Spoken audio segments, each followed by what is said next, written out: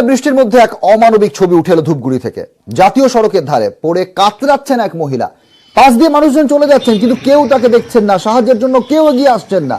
Dhupguri ATS ক্লাবের পাশে পড়ে থাকতে দেখা যায় মহিলাকে। আপনারা দেখছেন সেই ছবি, দেখুন রাস্তার পাশে পড়ে রয়েছেন এক মহিলা। যারা রাস্তার পাশ দিয়ে যাচ্ছেন মানুষজন, তারা কেউ তার দিকে তাকিয়েও দেখছেন না।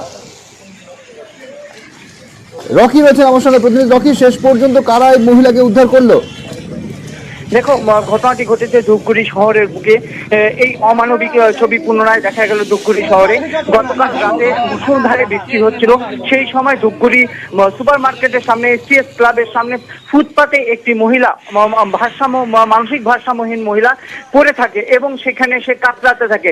রাস্তা দিয়ে বহু মানুষ চলে যায়, কিন্তু কেউ তাকেও দেখে না। এমনকি প্রশাসনের তরফ থেকেও কেউ সেই জায়গায় গিয়ে সে তাকে উদ্ধার করে যে তার ব্যবস্থা করবে, তার চিকিৎসা করবে, সেটাও করেনি। সেই সময় সে এলাকার বাসিন্দারা সেখানে এগিয়ে আসার চেষ্টা করলো, কিছু কারণবশত হয়তো তারা আসতে পারেনি বাধ্যবাধকতার জন্য। এর মধ্যেই সেই বাস দিয়ে যাচ্ছিল এখানকার বিজেপি বিধায়ক বিষ্ণুপদ রায়, এবং তিনি দেখে নিয়ে আশেপাশে 2-4 লোককে ডেকে নিয়ে আসে এবং সকলে মিলে তাকে ধরে নিয়ে একটি টোটোতে বসিয়ে তারপর ধূপগুড়ি হাসপাতালে নিয়ে যায়।